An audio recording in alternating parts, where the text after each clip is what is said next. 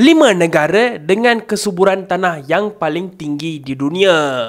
Data ini saya ambil daripada worldbank.com dan ini adalah mengikut peratusan negara yang mempunyai tanah subur paling banyak di dunia. Jadi jangan pelik kalau negara-negara kecil pun mempunyai tanah subur yang sangat-sangat banyak ikut peratusan. Jadi di tempat yang kelima, negara yang mempunyai tanah subur paling banyak di dunia adalah India. India secara keseluruhan mempunyai 51.9% tanah yang subur dari keseluruhan luas kawasan negara tersebut. Tidak peliklah kerana negara India mempunyai kawasan sungai yang sangat banyak. Negara ini juga mempunyai populasi yang paling ramai di dunia. Tempat keempat, negara yang mempunyai peratusan tanah yang paling subur di dunia adalah negara Moldova. Negara Moldova ini antara negara yang terkecil di Eropah. Tetapi peratusan tanah subur yang dimiliki oleh Moldova adalah 52.4%.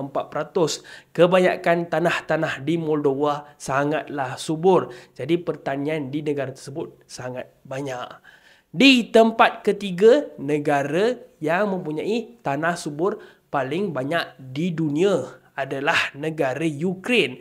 Negara Ukraine memang mengekspor gandum dan juga pertanian yang sangat-sangat besar di dunia. Jadi tak heran negara ini mempunyai 56.8% kawasan tanah yang subur dari keseluruhan kawasan negara tersebut. Tempat kedua, negara yang mempunyai kawasan tanah yang paling subur di dunia adalah negara Denmark.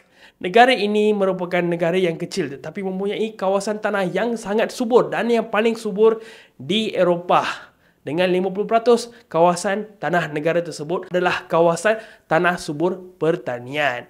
Tempat pertama, negara yang paling subur di dunia. Negara ini juga merupakan negara yang mempunyai penduduk yang paling ramai dengan kawasan yang sangat kecil. Negara ini hanya mempunyai 140,000 kilometer persegi. Ini adalah negara Bangladesh. Mempunyai populasi seramai 170 juta orang. Kawasan negara ini mempunyai 60% tanah yang subur dijadikan pertanian.